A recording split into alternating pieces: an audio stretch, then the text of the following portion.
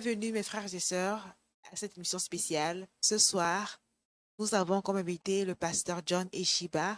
Il nous rejoindra aujourd'hui. Nous allons parler du chrétien et le renoncement à soi. Donc là maintenant, je vais lui passer la parole pour qu'il se présente à vous et moi. Pasteur John, bonsoir. Bonsoir. Bienvenue au plateau de Christ at the Center. Merci. Nous sommes honorés de vous avoir sur notre plateau et nous savons que nous allons passer une bonne soirée. Nous allons recevoir beaucoup d'informations euh, euh, concernant le sujet du soir qui est le chrétien et le renoncement à soi. Merci beaucoup, la sœur Sandrine. Je suis béni d'être dans cette émission. Vraiment, je crois que le Seigneur va beaucoup nous aider. Le Seigneur va bénir le peuple de Dieu par rapport à ce qui va se dire ici. Et je crois que l'Église en général, le corps du Christ et le peuple de Dieu a besoin de moments comme ceci où nous parlons de la parole de Dieu un peu plus en détail, afin qu'ils puissent comprendre ce que Dieu veut et aussi s'apprêter pour l'appliquer dans leur vie. Ok, so Pasteur John, est-ce qu'on peut savoir un peu qui vous êtes avant d'aller dans la thématique du jour? Est-ce que vous pouvez nous présenter qui vous êtes? Que faites-vous? Bien sûr, je suis le pasteur titulaire des églises True Worshipers International Ministries, ou en français, les églises internationales, le ministère international de vrais adorateurs. Nous avons, comme j'aime le dire, notre église, c'est plus qu'une église, c'est toute une famille. Nous avons des familles, nous avons une famille ici à Chicago, où nous sommes tous basés. Et puis, nous avons aussi d'autres familles de vrais adorateurs en Afrique, j'encadre. Et puis aussi, nous avons différents fils et filles qui sont nés de notre ministère, qui sont partout dans le monde. Et c'est là aussi que nous encadrons, qui sont là, qui sont aussi basés dans différents pays. Donc, voilà un peu en bref ce que nous sommes et ce que nous faisons. Wow, quel privilège d'avoir Pastor John avec nous ce matin. Nous sommes honorés. We are very honored, Pastor. Vous êtes sur ce plateau avec nous. Maintenant, le sujet du jour, c'est le chrétien et le renoncement à soi. Alors, Pasteur John, c'est quoi le renoncement à soi? C'est quoi le renoncement à soi? Qu'est-ce que c'est? Merci beaucoup, Sandrine, pour la question. Et puis, j'aime toujours parler d'une connaissance simple, hein, parce que c'est quand les choses sont simples qu'on sera capable de les appliquer. Donc, pour répondre à la question, le renoncement à soi. Si nous parlons de renoncement à soi, donc de par sa définition, c'est renoncer à soi, c'est faire abnégation de soi-même, ou alors s'abandonner soi-même pour se soumettre à une autorité ou à un Dieu. Ou alors aussi, nous pouvons dire, le renoncement à soi, c'est désister de notre droit et de choses que nous aimons, de choses que nous utilisons tout le jour, qui nous sont chères. Et donc, quand on se renonce, c'est-à-dire on arrive à prendre une décision de dénoncer ou de désister à ces choses pour, comme je l'ai dit, en faveur de Dieu ou en faveur d'une autre personne, ou alors pour se soumettre ou obéir à la parole de Dieu. Voilà un peu bref ce que c'est le renoncement. Donc, c'est s'abandonner ou abandonner ce qu'on a ou ce qu'on est pour l'intérêt de notre Dieu, pour nous les enfants de Dieu. Ok, wow. Pasteur John, il y a une question qui est venue qui demande, est-ce que c'est obligatoire pour un chrétien de renoncer à soi? Est-ce que c'est une obligation? Est-ce que c'est une obligation immédiate pour un chrétien de renoncer à soi pour Dieu en tant que chrétien? Comme vous savez, le chose de Dieu, en fait, la parole de Dieu, l'obéissance à la parole de Dieu n'est pas une option. Hein. C'est comme j'aime bien dire, tout ce que Dieu dit nous vient en termes de commandement. Donc, quand Dieu nous demande de faire quelque chose, c'est pas que Dieu nous donne une option, donc de choisir de le faire ou pas, mais c'est plutôt des commandements. Et si nous faisons ce que Dieu dit, cela produit des résultats importants dans nos vies. Donc, je dirais que oui, c'est vraiment obligatoire, c'est très important pour qu'un enfant de Dieu passe par le renoncement de soi. Et d'ailleurs, je veux même déjà aller dire que le renoncement à soi, c'est l'une des étapes ou l'une des clés pour devenir un disciple de Jésus. On ne peut pas devenir disciple si on n'est pas passé par le renoncement de soi.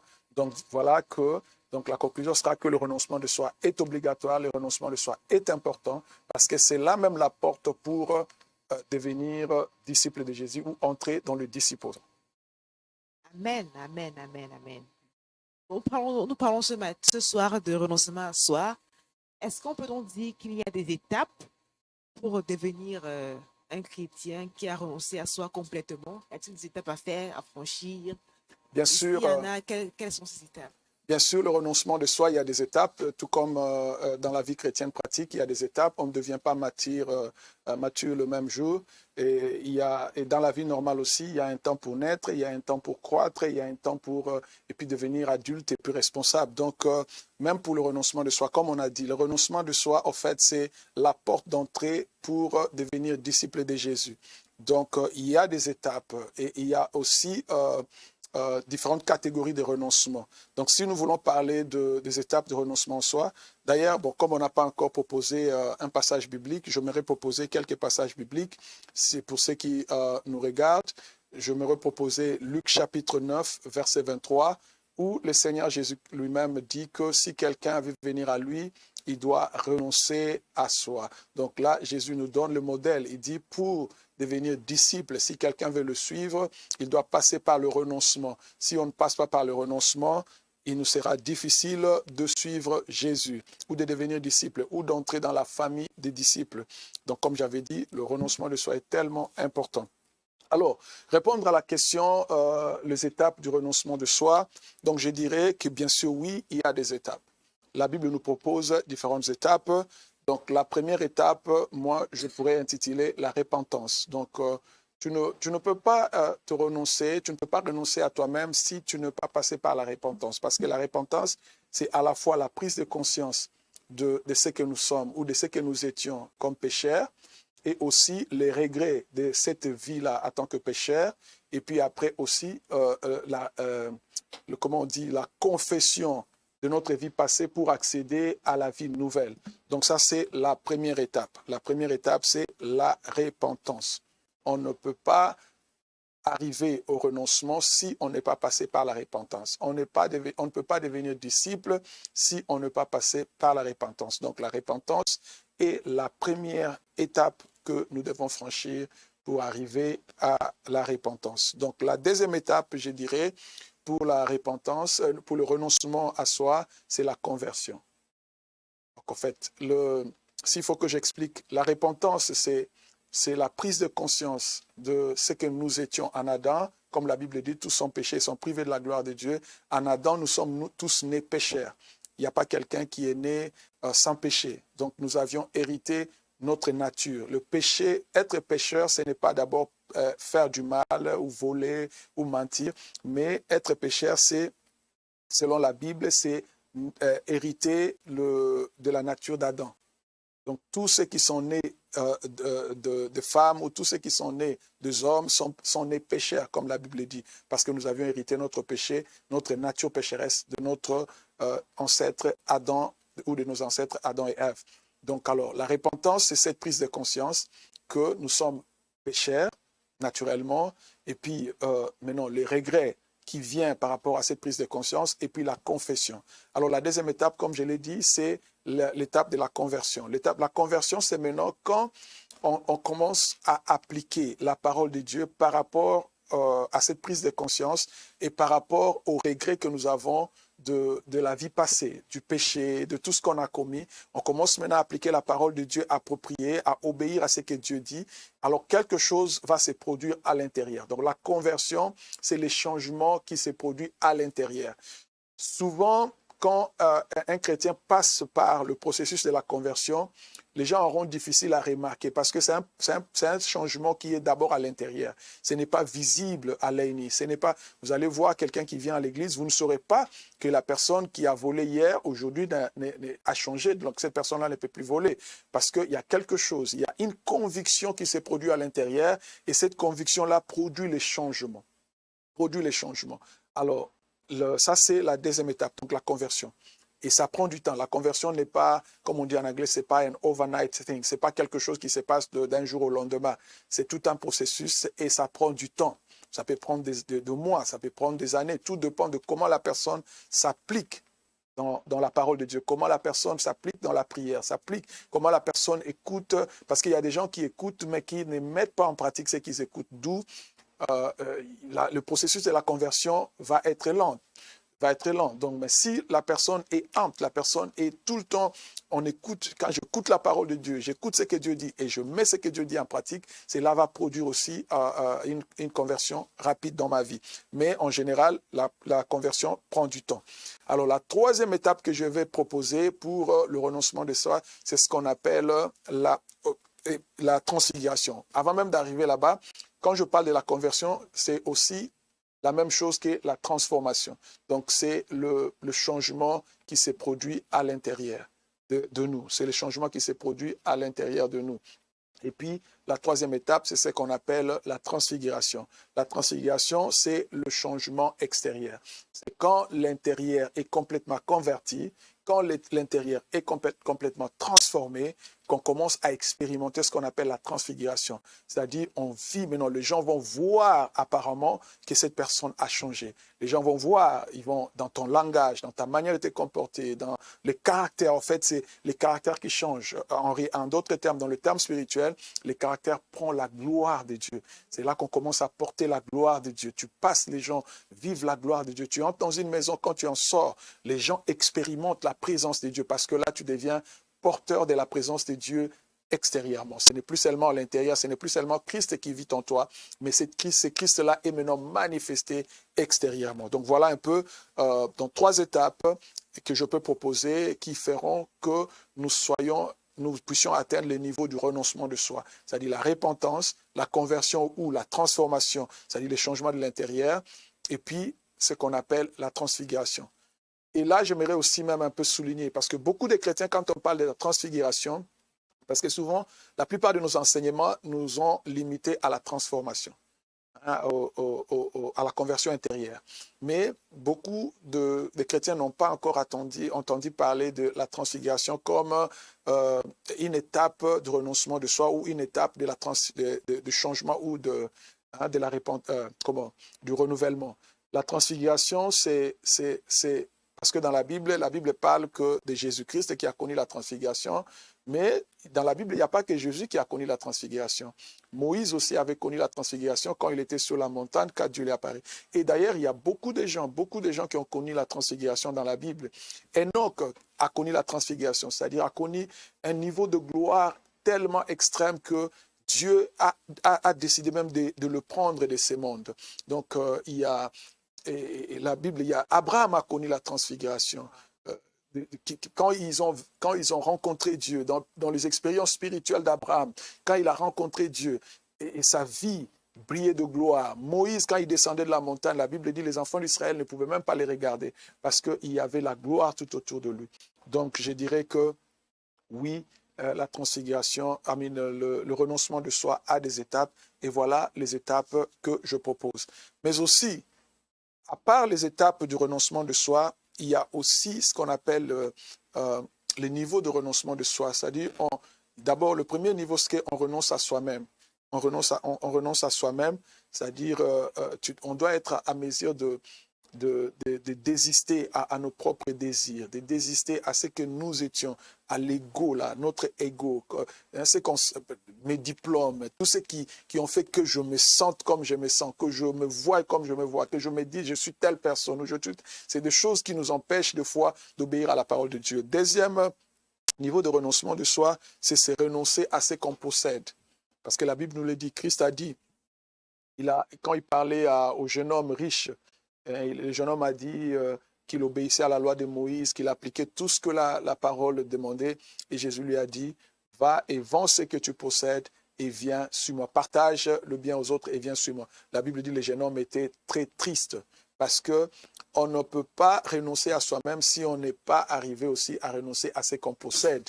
Parce que ce qu'on possède peut aussi nous empêcher de marcher avec le Seigneur. Ce qu'on possède peut aussi devenir un obstacle pour que nous puissions obéir à Dieu, pour que nous puissions marcher humblement. Vous savez, Il n'y a pas de problème d'être riche. Moi, je ne trouve pas un problème d'être riche, mais la richesse peut devenir un obstacle pour quelqu'un de marcher humblement. La richesse peut devenir un obstacle pour quelqu'un de se soumettre, tout comme aussi la pauvreté.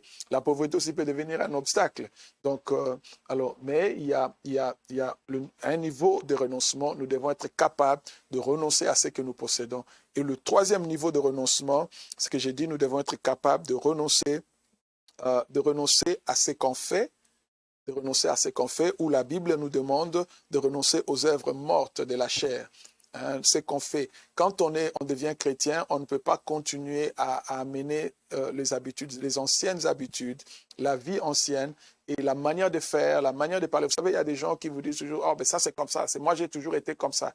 Ben oui, on a toujours été comme ça quand on était païen. Quand on devient enfant de Dieu, on doit renoncer à certaines pratiques, on doit renoncer à certaines manières de vivre, à certaines traditions pour plaire à notre Dieu. Donc, comme on disait, le renoncement à soi, c'est désister, c'est abandonner, c'est s'abnéguer, c'est l'abnégation de ce que nous sommes pour plaire à notre Dieu, pour plaire à celui qui nous a appelés et celui qui nous a sauvés.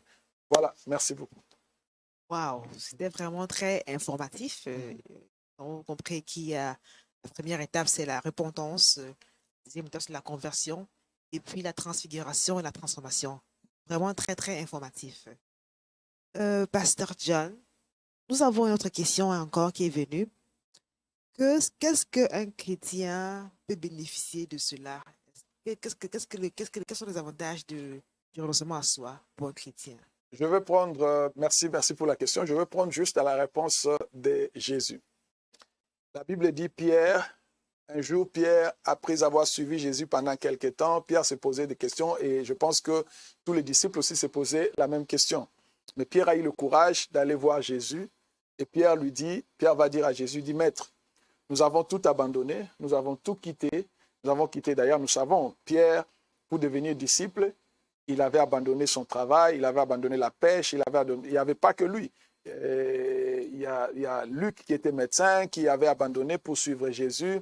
Il y a beaucoup de disciples de Jésus avaient, d'une manière ou d'une autre, abandonné quelque chose, abandonné leur famille, abandonné les choses qu'ils faisaient pour suivre Jésus. Et Pierre a demandé à Jésus, il a posé la question, il dit, mais maître, nous avons tout abandonné, nous avons tout quitté. Et il dit, mais qu'est-ce que nous allons avoir? Donc, il voulait savoir les avantages. Et Jésus lui dira, il dit, Pierre, personne dans ce monde qui quittera sa famille, ses biens, son travail, tout ce que vous allez quitter, et il dit, et me suivre, et suivre, et aussi marcher pour le royaume. Il dit, dans ce monde ici, il aura au centuple, il aura la vie ici au centuple, la bénédiction au centuple, c'est-à-dire l'abondance. Et il dit, et il aura aussi dans le temps à venir la vie éternelle. Donc, les avantages du renoncement de soi, donc nous suivons ce que Jésus a dit. Il y a la bénédiction pour la vie présente au centuple, c'est-à-dire l'abondance, la prospérité, la guérison, tout ce que Dieu a promis dans cette vie au centuple, et aussi la vie éternelle. Donc, nous avons double avantage. Nous avons l'avantage présent et l'avantage à venir. Wow, wow. Vous avez dit un détail qui a brought my attention. Là où vous avez dit que les disciples auront abandonné la maison, leur boulot, les familles pour suivre le Seigneur. Est-ce que aujourd'hui, ça peut être le cas? Quelqu'un doit choisir son travail, ses études, par exemple, pour peut-être suivre le Seigneur, ou bien il peut faire les deux en même temps, parce que souvent, j'ai suivi des chrétiens qui étaient prêts à tout abandonner pour le Seigneur, à abandonner des études, par exemple, abandonner le travail, parce qu'ils voulaient servir le Seigneur. Est-ce que c'est sage de le faire en 2020? Je pense qu'à ce niveau-là, ça relève de l'appel de la personne et aussi du niveau de la maturité. Il y a des choses dans la vie aujourd'hui, je ne peux jamais demander à quelqu'un d'abandonner tout simplement parce que tu veux suivre le Seigneur. Par exemple, les études. Tu ne peux pas abandonner les études parce que tu dis tu veux suivre le Seigneur. Je crois que les études font partie de notre vie. C'est important de finir les études pendant qu'on est en train de servir le Seigneur. Et d'ailleurs, l'appel du Seigneur, tout dépend. Comme j'ai dit, il y a des gens à qui Dieu a demandé de tout quitter pour le suivre. Mais je pense qu'aujourd'hui, je ne peux pas encourager quelqu'un, par exemple, d'abandonner ses études simplement parce que tu veux servir le Seigneur ou bien tu veux commencer à prêcher l'Évangile. Je vais encourager à tous les jeunes, en tout cas, de finir les études. Hein, si tu es aux études, il faut finir les études. Et pendant que tu continues avec les études, tu peux aussi apprendre différentes choses, différentes formations. Tu veux prendre différentes formations pour t'affermir dans la foi et pour affermir aussi ton appel. Mais les études, il faut continuer. Mais à un certain niveau, quand quelqu'un sert le Seigneur, là, ça dépend de Dieu et ça dépend de l'appel de la personne. Il y a des gens à qui Dieu demande de tout abandonner pour entrer complètement dans son œuvre, parce qu'il y a des ministères qui exigent vraiment le temps de la personne. Mais il y a aussi des gens qui ont fait ce qu'on appelle hybride, le ministère hybride, c'est-à-dire ils continuent avec leur profession et aussi ils servent le Seigneur. Donc il n'y a pas de problème là-dessus, tout dépend de l'appel de la personne. Mais moi j'ai dit, le ministère à un moment donné devient notre occupation. C'est-à-dire, il y a à un niveau, le ministère devient tellement grand que ça nécessite à ce que la personne se donne à 100%. Donc là aussi, le ministère n'est plus seulement servir le Seigneur, mais ça devient notre profession, ça devient notre occupation, ça devient ce que nous faisons tout le jour. Et vous allez croire avec moi qu'à un moment donné, le ministère peut, de l'appel de quelqu'un peut naître un ministère, par exemple, de compassion, où nous allons aider le pauvre, aider le veuve, faire ceci. D'un appel peut naître aussi un ministère d'éducation où la personne peut commencer à fonder des écoles et tout ça. Donc, quand vous arrivez à ce niveau-là, je ne pense pas que vous serez capable de combiner un autre travail avec toutes ces responsabilités. Donc, à ce niveau-là, le ministère peut vous exiger, ou l'appel peut vous exiger de tout abandonner pour complètement vous donner à ce que Dieu veut que vous fassiez. Mais le conseil, c'est qu'on n'abandonne pas tout simplement parce qu'on a vu quelqu'un le faire, mais on abandonne quand Dieu te dit d'abandonner et à autant marqué par Dieu lui-même. Et ici, je j'aimerais même ouvrir une parenthèse. C'était vraiment un souci aussi qui était dans mon cœur. Je sais que nous avons la grâce d'être, par exemple, en Amérique ou ceux qui sont dans le pays développé. C'est facile de travailler, il y a du travail, on peut étudier, on peut travailler, faire le ministère. Mais aussi, ce que je remarquais, par exemple, à nos amis qui sont en Afrique, il y en a beaucoup qui sont entrés dans le ministère à temps plein, comme on appelle, non pas parce qu'ils avaient quelque chose à abandonner, mais parce qu'il n'y avait pas de choix. Parce qu'il n'y avait pas de choix. Donc, du coup, quelqu'un se retrouve, il n'y a personne pour soutenir ses études. Il n'y a personne pour l'aider à trouver du travail. Et bon, la personne sent l'appel de servir le Seigneur, du coup, la personne entre dans la moisson à servir le Seigneur. Il n'y a rien de mauvais, mais seulement que cette manière de faire, ça coûte un peu trop cher. Ça prend des fois du temps pour qu'on devienne stable. Parce que commencer un ministère, en tout cas, à moins que Dieu vous fasse grâce, mais sinon, ça peut vous prendre beaucoup de temps. Mais s'il y avait l'opportunité, par exemple, de travailler, de s'établir d'abord dans la vie, de devenir d'abord stable, hein, ça peut vous accélérer les choses. Et voilà pourquoi, moi, personnellement, je crois que nous, à qui Dieu a fait grâce de voler dans le ministère, si jamais on a l'opportunité de faire des choses comme ça, d'aider les autres à comprendre et de les aider aussi à s'établir d'abord, c'est très important. Voilà. Donc, en gros, nous comprenons donc que nous devons rester au pied de Jésus, écouter ce qu'il veut que nous fasse ce qu'il veut que nous fassions de notre vie d'abord, avant de tout laisser, par exemple, le travail, les études. Exactement, exactement. Nous le voyons dans la Bible. Même Jésus a fait 3 ans avec ses disciples. Il ne les a pas, du coup, enseignés 1 mois, 2 mois, 6 mois, et puis il a dit partez. Non, la Bible dit Jésus a passé 3 ans avec ses disciples, il les enseignait. Donc, il a pris du temps. Il a pris du temps avec ses disciples pour les enseigner et pour le préparer. Parce que le ministère, n'est pas facile. Le ministère, c'est parmi les carrières les plus difficiles. Le ministère est compliqué de fois, complexe. Donc, ça demande une très bonne formation et ça demande du temps. Et on connaît beaucoup d'hommes de Dieu qui aujourd'hui souffrent de problèmes de tension, de dépression, de différentes difficultés, tout simplement parce qu'ils n'avaient pas eu le temps de se préparer. Ils sont entrés dans le ministère trop tôt et trop immatures, alors et aujourd'hui ils subissent beaucoup de conséquences. Donc, en tout cas, personnellement, je n'encouragerai pas quelqu'un d'entrer dans le ministère tout simplement parce que c'est la seule option dans la vie. Je pense que si nous devons le faire, il faut bien écouter le Seigneur.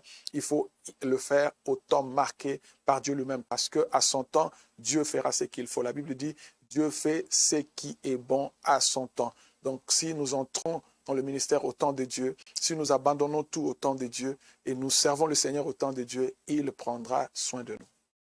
Amen. Très belle réponse du pasteur John. Nous avons reçu une autre question.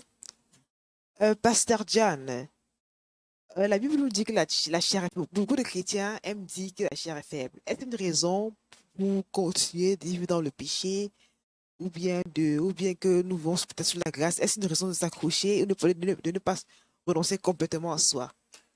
Le fait de dire que la chair est faible ou bien que nous vivons sous la grâce, est-ce un péché de ne pas renoncer à soi pour complètement s'accrocher au Seigneur? Non, non, non, non, pas du tout.